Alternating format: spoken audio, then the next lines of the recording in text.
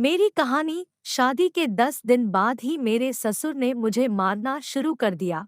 मेरी स्थिति उस घर में नौकरानी की थी, इस बात में कोई दो राय नहीं कि जब कोई लड़की शादी के बंधन में बंधती है तो वह अपने आने वाले कल के सुनहरे सपने सजाती है। इस महिला ने भी बिल्कुल ऐसा ही सोचा था। हालांकि शादी की पहली रात को उसे कुछ ऐसा पता चला जिसके बाद उसकी दुनिया ही बदल गई। मैं एक तलाकशुदा महिला हूँ। मेरी उम्र 35 साल से ज्यादा है।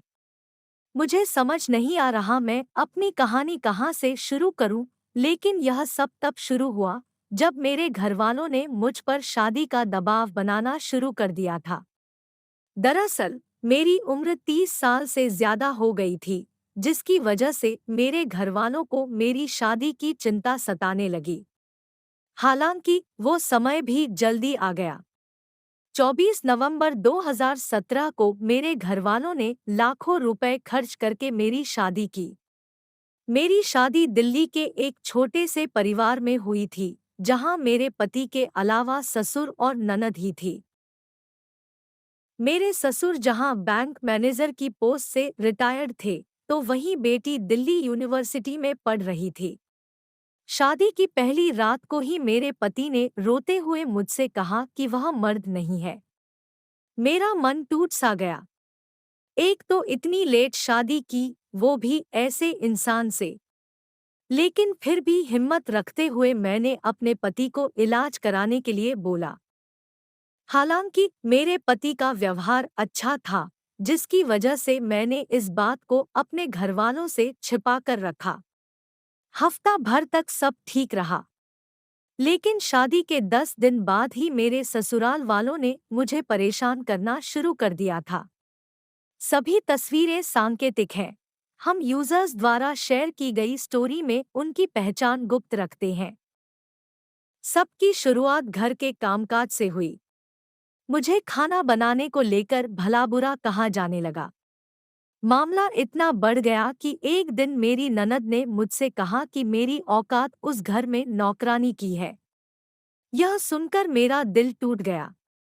तब पहली बार मैंने आत्महत्या करने की कोशिश की। वो लोग इतना सब देखकर भी नहीं रुके। अपने माँ बाप की खातिर मैं जितना सहती गई, वह लोग मुझे उतना ही परेशान करने लग गए। मेरी स्थिति घर में ऐसी हो गई थी कि उन्होंने मेरे कमरे के अलावा मेरा दूसरी जगह उठना बैठना भी बंद करवा दिया था।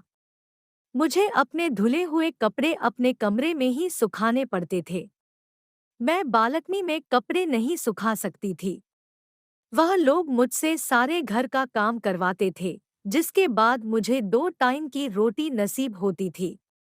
मैं जब भी बीमार होती थी तो मायके भेज देते थे।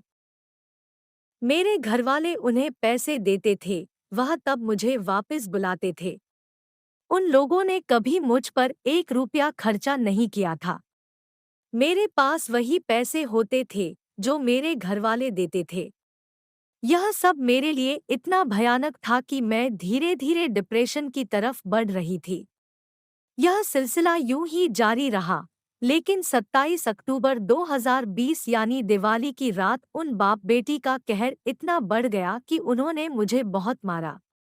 जब मुझसे सहा नहीं गया तो मैंने पुलिस बुला ली, लेकिन इसके बाद भी मुझे कुछ हासिल नहीं हुआ।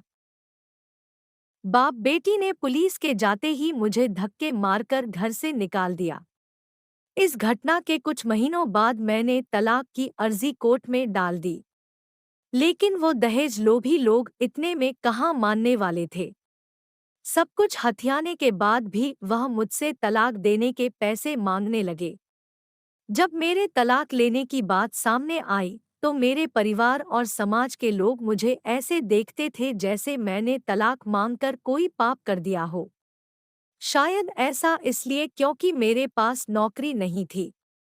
मेरे माँ बाप कब तक मेरा बोझ उठाएंगे, यह भी परेशान रहती थी। वहीं कोर्ट से मुझे तारीख पर तारीख मिल रही थी। कभी कभी तो ऐसा लगता था कि मैंने जिंदा रहकर गलती कर दी थी।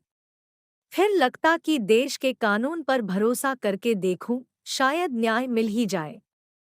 सच कहूँ तो उम्र की आड़ में मेरी ऐसी शादी हुई कि अब मुझे अपनी जिंदगी बोझ लगने लगी है। समझ नहीं आता मैंने तलाक मांगकर गलती की या जिंदा रहकर।